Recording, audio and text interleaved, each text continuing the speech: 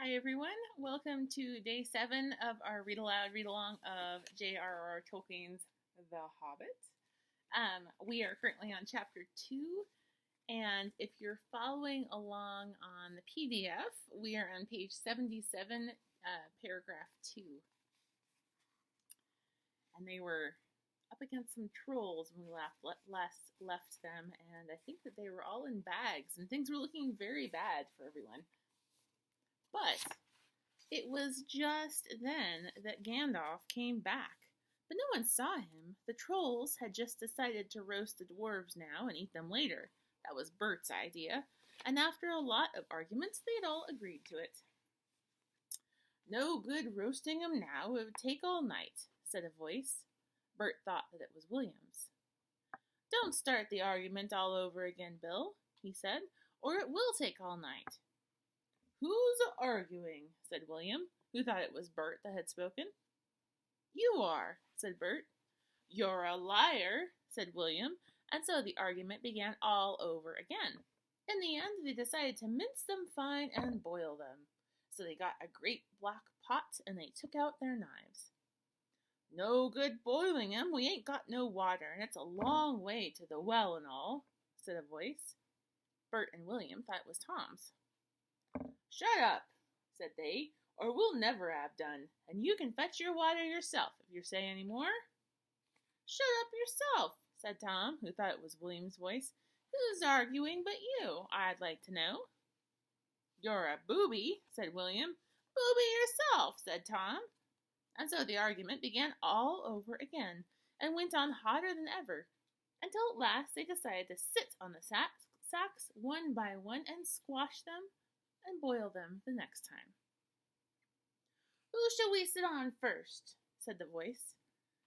"Oh, better sit on the last fellow first," said Bert, whose eye had been damaged by Thorin. He thought Tom was talking. "Don't talk to yourself," said Tom, "but if you wants to sit on the last one, sit on him. Which is he?" "He's the one with the yellow stockings," said Bert. "Nonsense, the one with the gray stockings," said a voice like William's. "I made sure it was yellow," said Bert. "Yellow it was," said William. "Then what did you say it was gray for?" said Bert. "Oh, I never did. Tom said it." "That I never did," said Tom. "It was you." 2-1, so shut your mouth," said Bert. "Ah, who are you talking to?" said William. "Now stop it," said Tom and Bert together. "The night's getting on and dawn comes early. Let's get on with it." "Dawn take you all and be stoned to you," said a voice that sounded like William's, but it wasn't. For just at that moment the light came over the hill, and there was a mighty twitter in the branches. William never spoke, for he stood turned to stone as he stooped, and Bert and Tom were stuck like rocks as they looked at him. And there they stand to this day, all alone, unless the birds perch on them, for trolls, as you probably know, must be underground before dawn, or they go back to the stuff of the mountains that they are made of, and never move again. That is what happened to Bert and Tom and William. "Excellent," said Gandalf, as he stepped from behind a tree and helped Bilbo to climb down from a thorn bush. Then Bilbo understood. It was the wizard's voice that had kept the trolls bickering and quarreling until the light came and made an end of them. The next thing was to untie the sacks and let out the dwarves. They were nearly suffocated and very annoyed. They had not at all enjoyed their lying there listening to the trolls making plans for roasting them and squishing them and mincing them. They had to hear Bilbo's account of what had happened to him twice over until they were satisfied.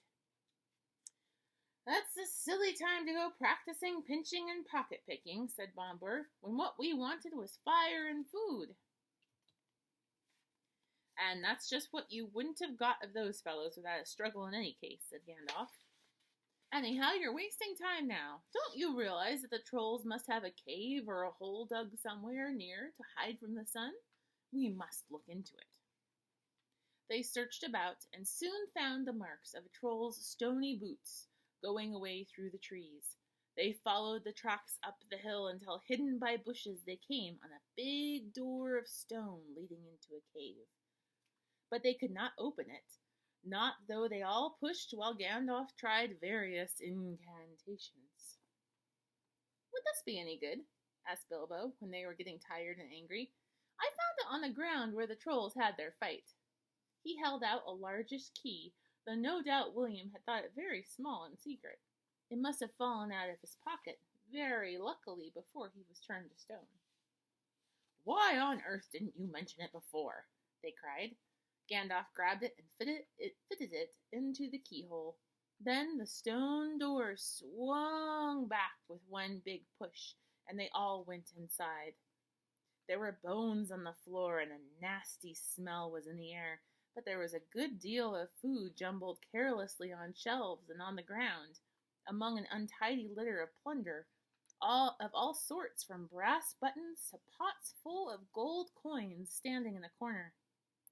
There were lots of clothes, too, hanging on the walls. Too small for trolls, I am afraid they belonged to victims, and among them were several swords of various makes, shapes, and sizes. Two caught their eyes particularly, because of their beautiful scabbards and jeweled hilts. Gandalf and Thorin each took one of these, and Bilbo took a knife in a leather sheath. It would have made only a tiny pocket knife for a troll, but it was as good as a short sword for the hobbit. "These look like good blades," said the wizard, half drawing them and looking at them curiously. "They were not made by any troll, nor by any smith among men in these parts these days. But when we can read the runes on them, we shall know more about them." "Let's get out of this horrible smell," said Philly. So they carried out the pots of coins and such food as was untouched and looked fit to eat, also one barrel of ale which was still full. By that time they felt like breakfast, and being very hungry, they did not turn their noses up at what they had got from the troll's larder. Their own provisions were very scanty. Now they had bread and cheese and plenty of ale, and bacon to toast in the embers of the fire. After that they slept, for their night had been disturbed, and they did nothing more till the afternoon. Then they brought up their ponies and carried away the pots of gold and buried them very secretly, not far from the track by the river, putting a great many spells over them just in case they ever had chance to come back and recover them. When that was done, they all mounted once more and jogged along on the path towards the east. "Where did you go to, if I may ask?" said Thorin to Gandalf as they rode along. "To look ahead," said he. "And what brought you back in the nick of time?" "Looking behind," said he. "Exactly," said Thorin, "but could you be any more plain?" "I went on to spy out our road. It will soon be dangerous and difficult. Also, I was anxious about replenishing our small stock of provisions. I had not gone very far, however, when I met a couple of friends of mine from Rivendell." "Where's that?" asked Bilbo. "Don't interrupt," said Gandalf. "You will get there in a few days now, if we're lucky, and find out all about it. As I was saying, I met two of Elrond's people. They were hurrying along for fear of the trolls. It was they who told me that 3 of them had come down from the mountains and settled in the wood not far from the road. They had frightened everyone away from the district, and they waylaid strangers. I immediately had a feeling that I was wanted back. Looking behind, I saw a fire in the distance and made for it. So now you know. Please be more careful next time, or we shall never get anywhere." "Thank you," said Thorin. And that is the end of chapter 2. We're going to leave it there. I know this is kind of a short one today. I hope you're enjoying the Read Aloud, Read Along. And, oh, yes, this is my cat. His name is Kowalski. I would like you to jump on to the Google Classroom page and check out the Google Docs where we can go and add more characteristics to our list for Bilbo Baggins, Gandalf, and Thorin Oakenshield. And I'm hoping by the time we have finished the story, we have a really well-developed list of characteristics of those 3 characters. Anyways, thank you for joining me for day 7, and I will see you tomorrow for day 8 of our Read Aloud, Read Along of The Hobbit. Bye!